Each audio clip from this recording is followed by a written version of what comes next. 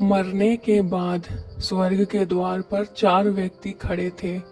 इन चारों व्यक्तियों में पहला राजा था, दूसरा बिजनेसमैन था, तीसरा पंडित था और चौथा एक आम आदमी मजदूर था। किसी को भी यह पता नहीं था कि कौन स्वर्ग के अंदर प्रवेश कर पाएगा और कौन वहीं से वापस लौटा दिया जाएगा। सब स्वर्ग का दरवाजा खुलने की राह देख रहे थे और आपस में बातें कर रहे थे। जैसे कि राजा को मरने से पहले ही आदत थी, उसने अपनी बात सबसे पहले बताई। राजा ने कहा, मैं बहुत प्रख्यात राजा हूँ। मैंने धरती पर अपना बहुत नाम कमाया है, इसलिए पूरी संभावना है कि मैं ही स्वर्ग के अंदर जाऊंगा। फिर व्यापारी ने बात सामने रखी। वह बोला, मैंने धरती पर खूब धन कमाया और उस धन से मैंने सैकड़ों लोगों की मदद की, इसलिए मैं ही स्वर्ग का हकदार हूँ। अब बारी थी पंडित की।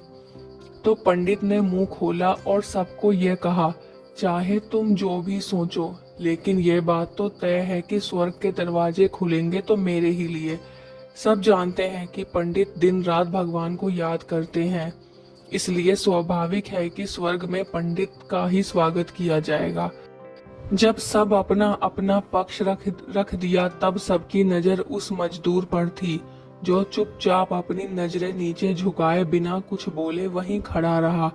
स्वर्ग का दरवाजा खुला और वहां पर एक देवदूत आकर खड़ा हो गया। देवदूत के हाथों में एक पुस्तक थी जिसमें इन सभी के कर्मों के बारे में लिखा हुआ था। देवदूत ने सबसे पहले राजा को अपने पास बुलाया और उसको पूछा, तुम बताओ, तुम अपने जीवन में क्या क्या अच्छे कर्म किए?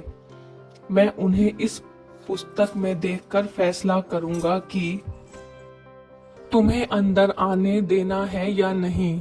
राजा ने कहा, मेरा राज्य जितना बड़ा था उतना ही समृद्ध था और मेरी राज्य के सभी लोग खुशहाल थे, सभी बड़े आनंद से रहते थे। मैंने उन्हें कभी भी किसी भी चीज की कमी नहीं होने दी। यही मेरे अच्छे कर्म हैं।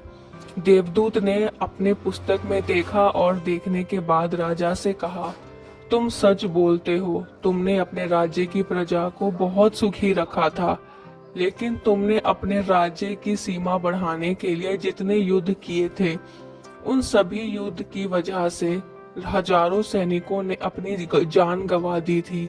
उन राजाओं सैनिकों के परिवार के दुख का कारण तुम बने थे, इसलिए तुम स्वर्ग में नहीं। अब बारी थी व्यापारी की। व्यापारी ने जब देवदूत से पूछा कि तुम्हारे अच्छे कर्म क्या है, तब व्यापारी ने उससे कहा, मैंने सैकड़ों लोगों को खाना खिलाया, कई आश्रमों में दान किया, कई निरीक्षित लोगों के लिए घर बनाकर दिया है। यह मेरे अच्छे कर्म हैं। देवदूत ने फिर से अपने पुस्तक में ध्यान से देखा और देखने के बाद व्यापारी से कहा, तुम्हारा कहना भी ठीक है, तुमने बहुत दान धर्म किया है, लेकिन दान धर्म तुमने जिन पैसों से किया है, उन पैसों को कमाने के लिए तुमने न जाने कितने झूठ बोले, कितनी हेरा फेरियां करी है और कितनी मिलावटें की है, इसलिए तुम भी नहीं आ सकते। जब पंडित से सवाल किया गया तो पंडित ने बड़े ही आत्मविश्वास से कहा, मैंने अनगिनत लोगों को ज्ञान दिया, हजारों यज्ञ करवाए, दिन रात भगवान का जप किया, इससे अच्छा कर्म और क्या। देवदूत ने पुस्तक के अंदर झांक कर देखा। पंडित से कहा, आप जितने भी लोगों को ज्ञान दिया, उन बातों पर कभी खुद अमल नहीं किया। पूजा भगवान का नाम निस्वार्थ भाव से कभी नहीं लिया, इसलिए आपका भी स्वर्ग में आना प्रतिबंधित है। मजदूर यह सब देखकर हैरान था। वह अब तक जिन्हें महान समझता आ रहा था, उनकी व्याख्या स्वर्ग के दरवाजे पर आकर बदल गई। धरती पर जिन कर्मों को अच्छा समझा जाता है, उनका यहाँ पर कोई मूल्य नहीं था। यमदूत ने जब इस मजदूर को अपने पास बुलाया और इससे पहले कि वह उससे अच्छे कर्मों के बारे में पूछता, मजदूर बोल पड़ा, प्रभु, मैं जानता हूँ कि मैं स्वर्ग में आने लायक नहीं हूँ, लेकिन मैं फिर भी एक बार बाहर से स्वर्ग को झांक कर देखना चाहता हूँ। बस इससे ज्यादा मेरी कोई इच्छा नहीं है, क्योंकि ऐसी इच्छा पालने के लिए मैंने जीवन में कुछ भी नहीं किया। मैं पूरा दिन मेहनत करता और जो भी पैसे कमाता उन्हें अपने परिवार के पालन पोषण में खर्च कर देता, इसलिए दान धर्म के लिए कुछ बचता ही नहीं।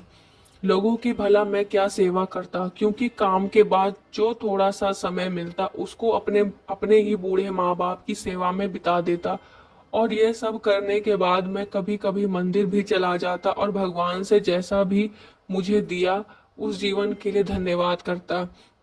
देवदूत ने अपनी पुस्तक में बड़े ध्यान से देखा और थोड़ी देर देखते ही रहा। फिर उसने मजदूर से पूछा कि तुम याद करके बताओ, तुमने कभी तो कोई अच्छा काम किया होगा।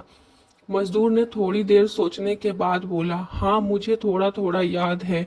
एक बार मैं बहुत भूखा था और मैं खाना ही खाने बैठा था कि एक बहुत ही कमजोर कुत्ता जो ठीक से चल भी नहीं पा रहा था वह मेरे पास आ गया और मेरे खाने को देखने लगा।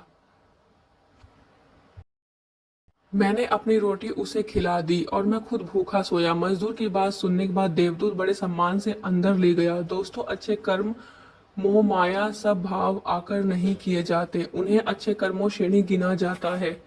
आपके जीवन में सारे पाप धोने की शक्ति रखता है, इसलिए मौका मिले निस्वार्थ भाव अच्छे मन से कर्म किया करें। फल ईश्वर अपने आप देगा। अगर आपको ये कहानी अच्छी लगी हो तो हमारे चैनल को सब्सक्राइब करें और बेल आइकन को प्रेस करें। हम और अच्छी अच्छी कहानियाँ आपके लिए लेकर आते रहेंगे।